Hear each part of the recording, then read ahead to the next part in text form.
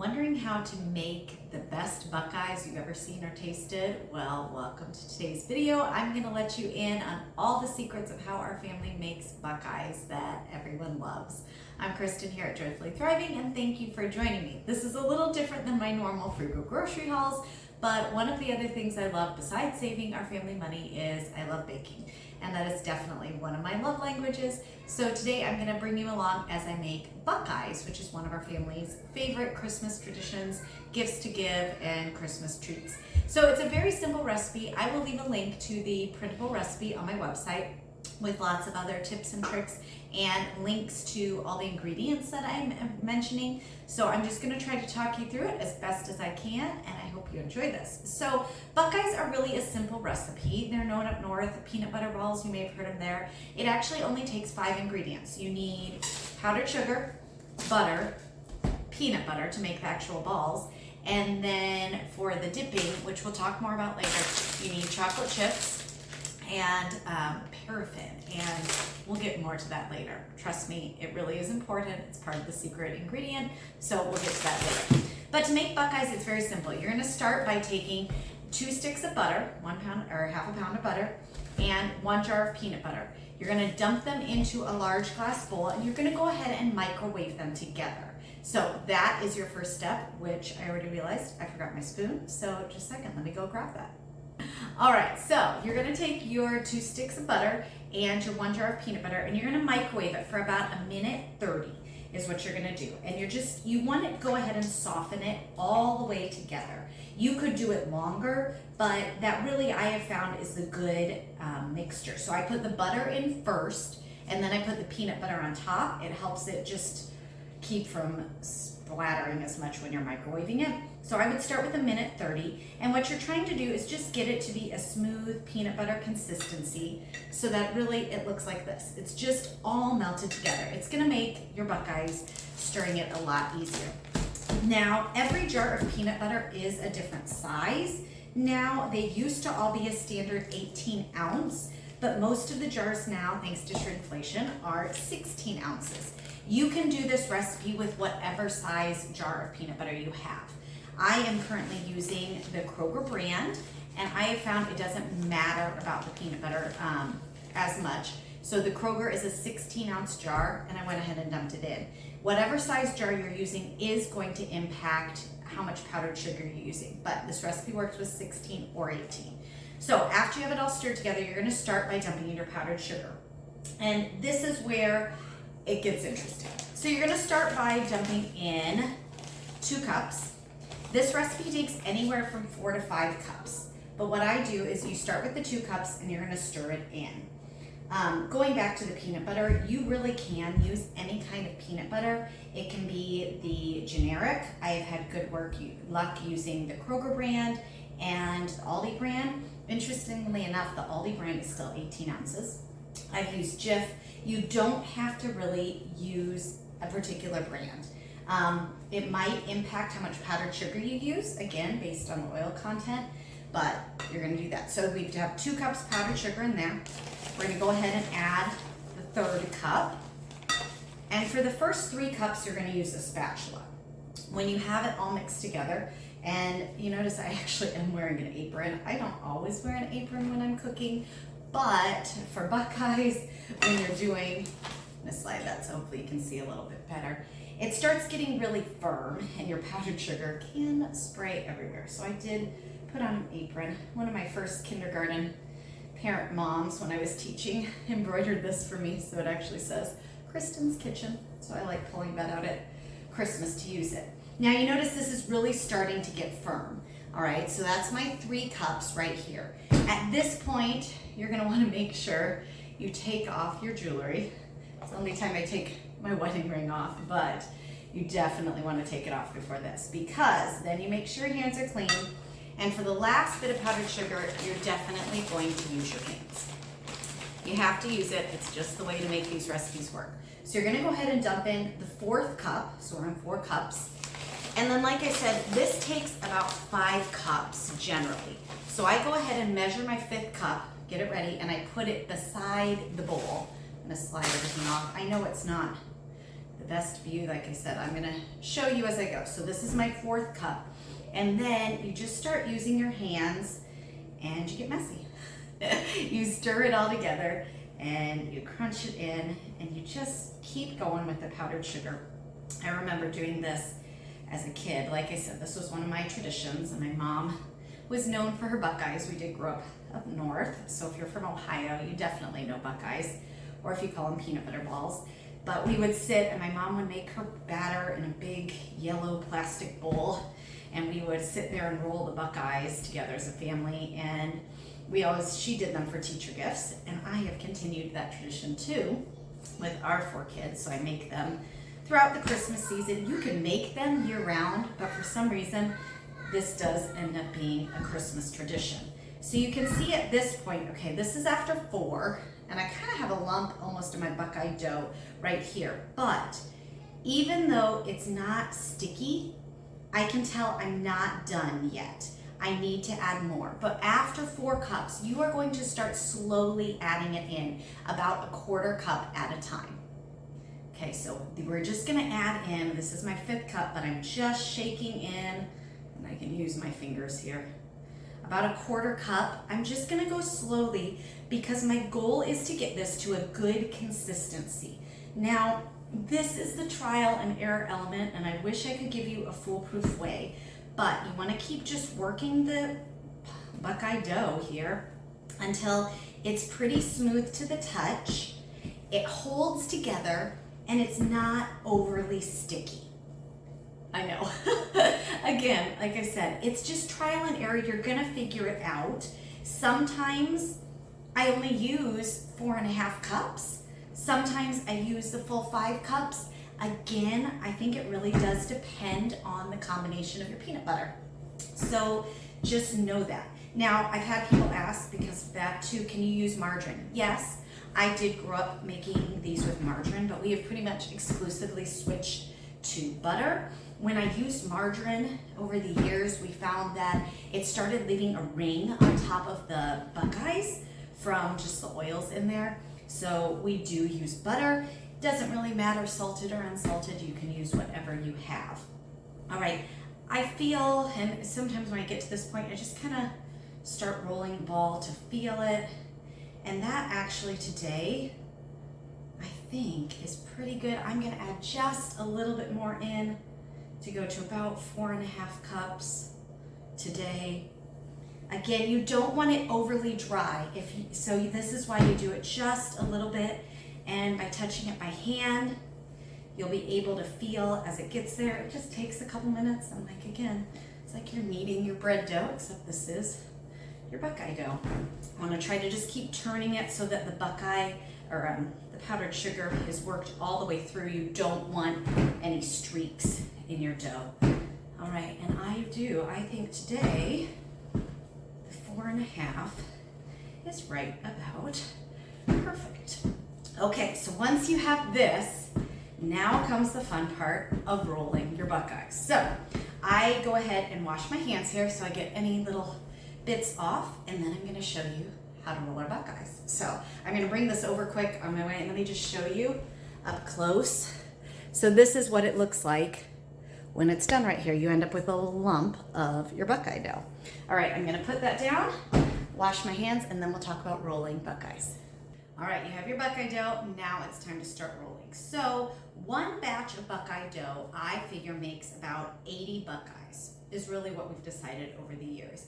It does depend on how big you roll them, but you're just gonna take a pinch of dough and you're gonna start rolling them. Again, I'm gonna come closer over here just to really show you. Okay, so here's my little ball, and I just start rolling it between your palms, just like that. Roll it all over, and you just kind of keep turning it because your goal is to get as smooth of a ball as you can, nice and round. If you're not perfectly smooth there, then you keep going and you just see it. At this point, you will notice if you don't have enough powdered sugar, your balls might seem like they're kind of settling into the tray. And if you notice that, it is totally okay to go back and add a little bit more powdered sugar. I'm looking at these here, and I think those are gonna be pretty good, like I said. Sometimes it takes a little more, sometimes a little less. All right, and again, size-wise, let me show you this.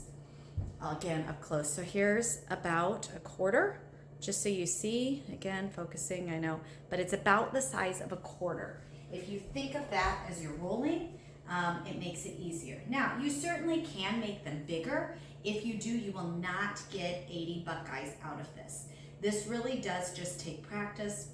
Sometimes I'm pinching, I'm adding some in, sometimes I'm taking it away. You just sit there and you roll. So this is a good activity. I tend to do it at night after the kids are in bed. I haven't yet taught my 4 kids how to make Buckeyes. They will definitely learn soon. They love eating them, but they don't roll with me yet. So if you're doing this, I like to do it at night after the kids are in bed. Put on some Christmas music, watch a Christmas movie as you're rolling your Buckeyes, because it does take a little bit to make your Buckeyes. And knowing that, you just want to get comfy. I mean, it's not a hard recipe, it just takes time. The other thing with this is that before you dip your Buckeyes, you do need to chill them. They chill for at least an hour, but I prefer to actually chill them overnight because I want them nice and firm. So knowing that, like I said, the way I've just made it work out is that I roll my Buckeyes, roll a batch at night, let them harden overnight, and then the next morning, next day, next evening sometime, they are ready to go and dip.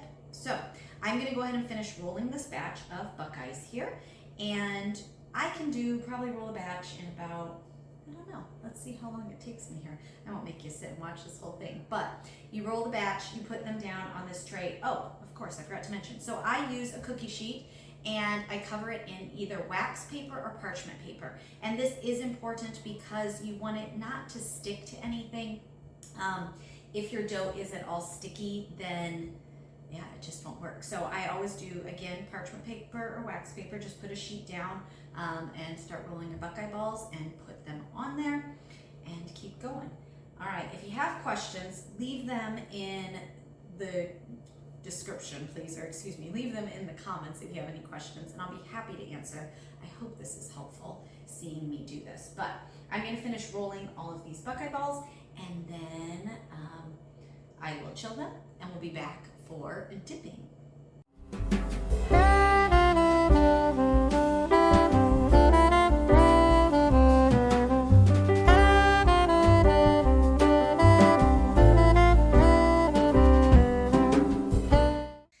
All right, your Buckeyes are chilling in the fridge and have been hopefully overnight or for a couple hours at least till they're very firm. And when you're almost ready to dip, what you're gonna do is you're gonna get your paraffin. Now, I know this sounds crazy, but this really is important. So you're gonna take your paraffin, and it comes in a set of 4. You're going to take out one of the blocks, just like this, and you're actually going to cut it. Nathan's filming, my son Nathan. You wanna come over here and show them what we're doing? So we're going to divide this bar basically into thirds. You just kind of draw a little line there, and then you just kind of press the knife down where you started, and you'll get the section off. Okay, so you're going to take that bar and you're going to put in a double boiler, and you're going to use Ghirardelli's chocolate chips. You're going to use 1.5 cups of these, which is about a 12-ounce bag. In fact, I just go ahead and dump the full 12-ounce bag in. You're going to use the 1/3 paraffin and your bag of Ghirardelli's chocolate chips, and you're going to put it in a double boiler to melt. That double boiler, it'll take about half hour. You put your water on medium at the beginning just to get it melted.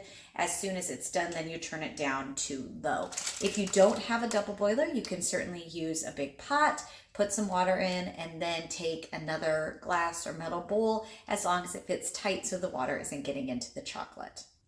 Okay, so now you have them ready. We're going to take our Buckeyes. Again, Nathan's helping me. We're going to stick a toothpick in it so it's nice and firm. You want your balls to be firm. And here's the part that I know everyone's waiting for. So you put your toothpick in the middle. You just go in your chocolate. You're going to rotate it around. And then you're going to hold it up, and you're going to kind of dip it above, just like that. Let most of the chocolate drip off. You don't want much of the chocolate there. And then we're going to take it back, and we're going to put it back on our wax paper.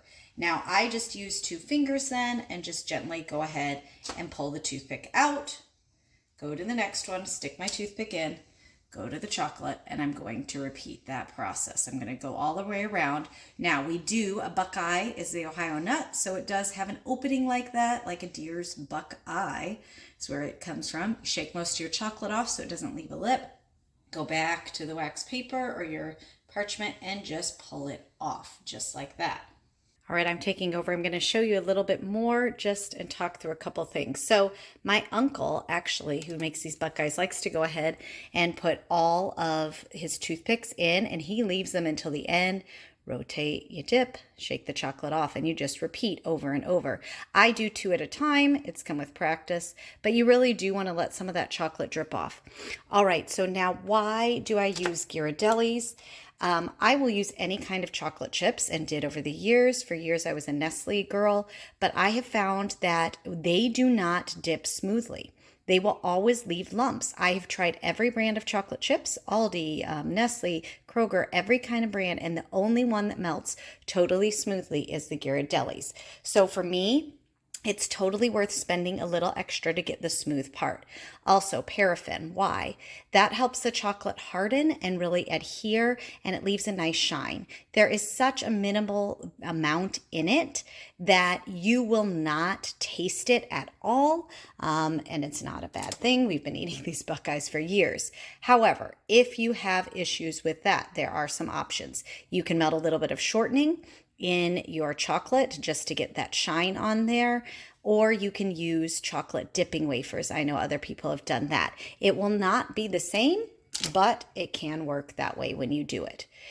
The other things you need to know about Buckeyes is that once you are done dipping them, you do need to store them in the refrigerator. You can freeze them and they will work wonderfully in the freezer, but do not leave them out on the counter overnight. Your chocolate will start separating and they just don't look nearly as beautiful. So you always want to store them in the refrigerator. So this is how you make Buckeyes. You repeat over and over and dip to get them there and make those beautiful candies. And I will show you in a minute what they all look like when they are done.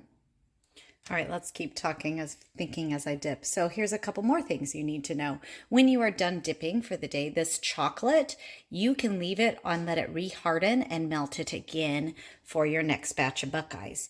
You can also use it. Sometimes I use it at the end, and if I'm totally done, and I will make peanut clusters.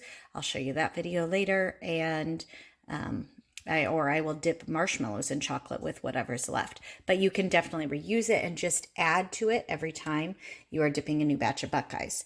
When you are storing them in the fridge or freezer, you can just make sure they're in a tight sealed container, and you want to make sure that I put wax paper in between the layers so they don't stick together. When I am giving them to people, I put them in a small tin. And then I do try to tell them or write on the card or envelope to store in the refrigerator.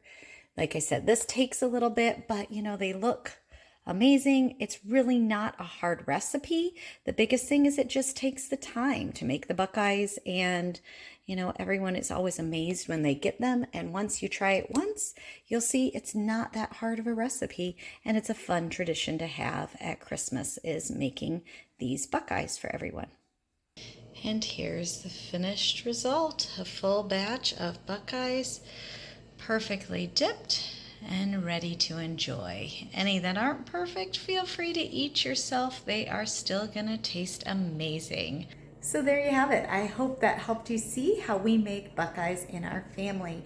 One thing I forgot to mention, paraffin. If you can't find it in the stores, it is generally near canning things. You can always find it on Amazon, and I will leave a link below. Since each box comes with 4 bars and you're dividing it in 3, it will make enough for 12 batches of Buckeyes. So one box will probably last you several years, unless you're like me and you make around 5 or 6 batches of Buckeyes every year. Like I said, it's our family tradition, and I love doing it.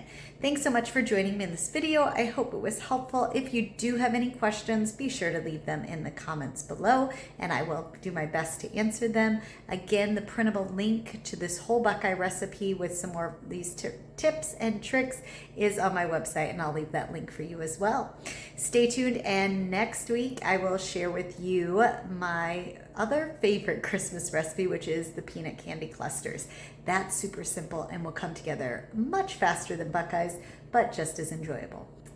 Thanks so much for watching me. Merry Christmas, and I will see you in the next video.